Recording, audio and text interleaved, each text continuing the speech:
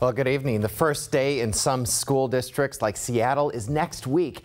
Other schools go back to class this week. So these negotiations are causing some last-minute anxiety in many households. Let's get to three big districts that we are watching tonight where there's still no tentative agreement. Of course, Seattle Public Schools is the big one.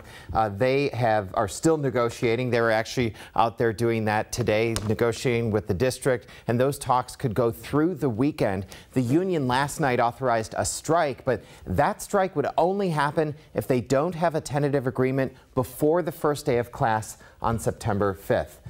What's another big district? Tacoma Public Schools. They had no negotiations today, and the union says they remain at an impasse. Their next bargaining session is booked for tomorrow.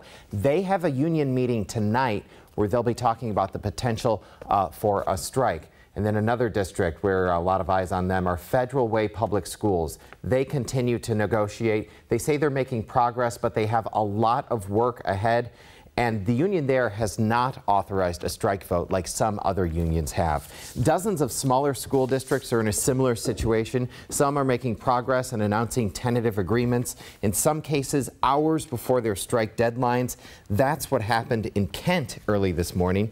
At least 7 districts in Southeast Washington are now on strike, and that number could grow in the coming days as talks stall in those districts. We wanted to talk with the new superintendent of Seattle Public Schools, Denise Juneau, who is starting her first school year in the district with a potentially huge disruption facing thousands of families.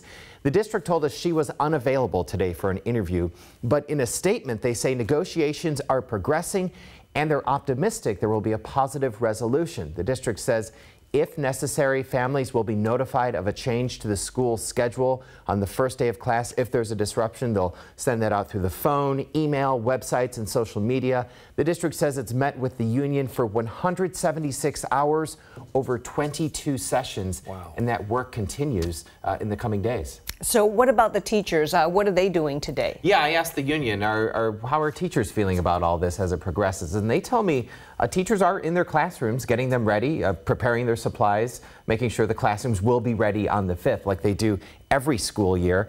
They're just prepared to leave the classrooms to walk away from that if they have to. Yeah, Ted, I don't think anybody wants to strike, but it does really come down to the numbers, right? And the individual district budgets. Right. Yeah, okay. Thank Ted you. Land, thank you.